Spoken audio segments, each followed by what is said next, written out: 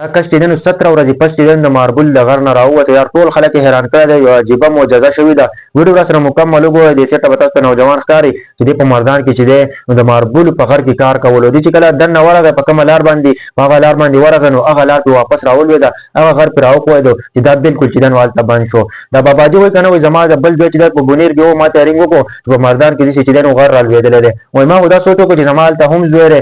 موږ چې دی نو خفه شولو په هغه ټایم کې چې دی نو موږ حالات ډېر زیات خراب شو وایي د هغه نه پس چې دی نو 2-3 ورځې وشولې وایي خلک زموږ غمرازۍ له راشروع شو وایي موږ ته ورو ورو پته لګېده چې حالات خراب دي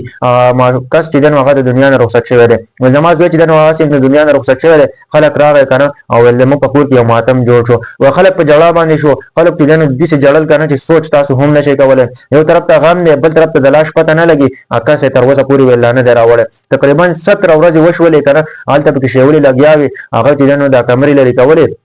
17 ورځې پس چې دی نو هغه ځای ته ورسېده په کوم ځای کې چې دی نوجوان کار کولو وهاب کار کولو په هغه ځای کې چې دی نو دوی کمرې رالر کړې نو وهاب چې دی نو هلته ژوندی و وایي د هغه نه پس چې دی نو وهاب چې کله بهر ته راویستو هغه چې خپله قصه بیان کړله وایي چې کله زه دننه ورغلم او چې که نه په ما باندې د هغه واپس شاته راولوېدو وایي ما ته پته ولګېده چې اوس الله طرف ته توجه وکړه اوس خو ما زه هېڅ هم نشم کولی د هغه نه پس چې دی نو ما 5 وخته لمونځ کوو ما به چې دی تهجد کولو وایي ما به چې کولو چې الله پاکه ما بچ کړه وایي د هغه نه پس 17 ورځې چې دی نو دی په دغه غار کې ایستلي دي لکه سړی چې په دې قبر کې وباسي ښه بالکل چې دی نو دا بند شوی پکې و ملګرو د الله پاک قدرت ته وګوره دا بیا چې دی نو هم ژوندی دی وایي د هغه نه پس چې دی تاسو د هغه وګورئ پروټوکول یې ورسم ورکړي دي او د هغه نه پس چې دی نو خلک راټول شوي ده ټوله دنیا ورته راټوله شوې ده او دې کس چې دی نو استقبال یې وکړو ملګرو د الله پاک قدرت ته وګورئ دا وهاب نومي نوجوان چې دی نو دی هلته کار کولو په غر کې غر پرې راولوېده او ټول خلک چې دی نو له اول وجړېدو لکه ویل چې دا د دنیا نه رخصت شوی دی دا مړ شوی دی ټول خلک راتلو غمرازۍ له راتلو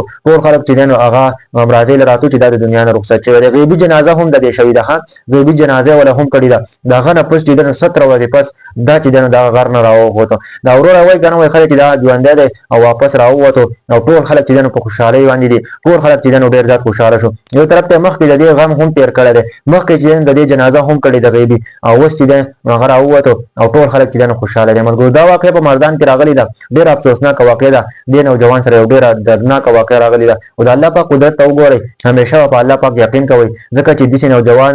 چې دی نو هغه په غر کې رامنې شو 17 ورځې پس چې دی نو هغه د غر نه راووتو او الله پاک چې دی نو روغ جوړ چې دی نو کور ته راوستلو ملګرو دا په دې باره کې څه وایي ښه ونې کامنټ ضرور وکړئ دا ویډیو د نورو ملګرو سره هم شیر کړئ یا دا واقع په مردان کې راغلې وه ټول خلک چې دی نو حیران کړی دی الله پاک معجزه وګورئ ښه د الله پاک قدرت ته وګورئ چې الله پاک په کومه طریقه باندې دا بچ کړی دی